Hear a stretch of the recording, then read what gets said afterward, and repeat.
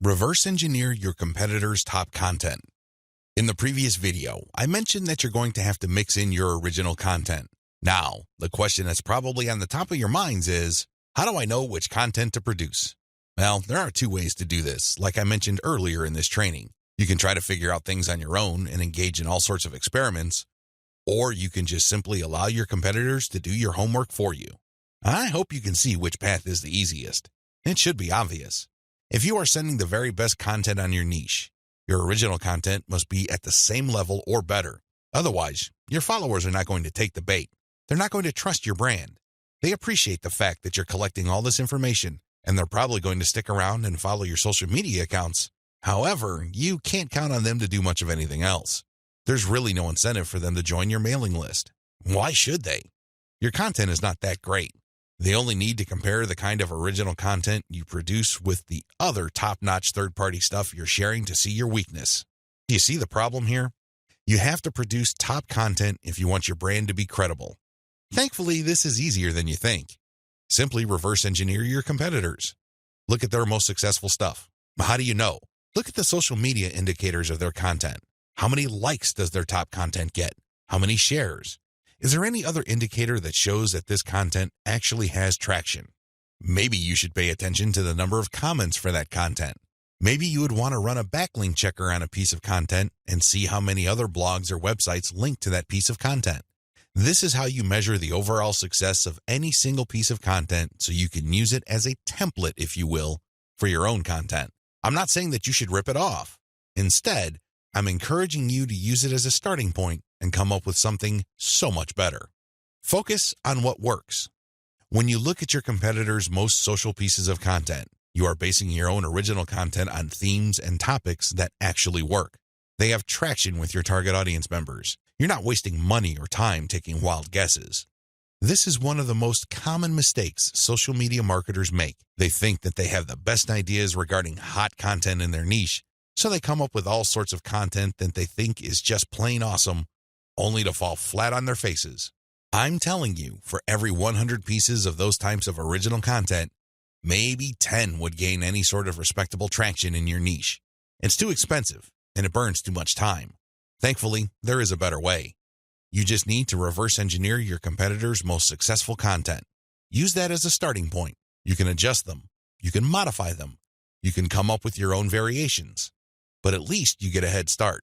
At least you're in the ballpark when you start off. You're not just taking random shots in the dark. Learn from your own success. After you have started curating and mixing in your original content, pay attention to your statistics. They should tell you which of your content gets the most love. If you notice that a handful of your curated third-party content gets a lot of retweets, shares on Facebook, or any other indication of social media engagement, pay close attention to those pieces of content. At some level or another, they struck a nerve. They caught your audience members' attention in a very positive way.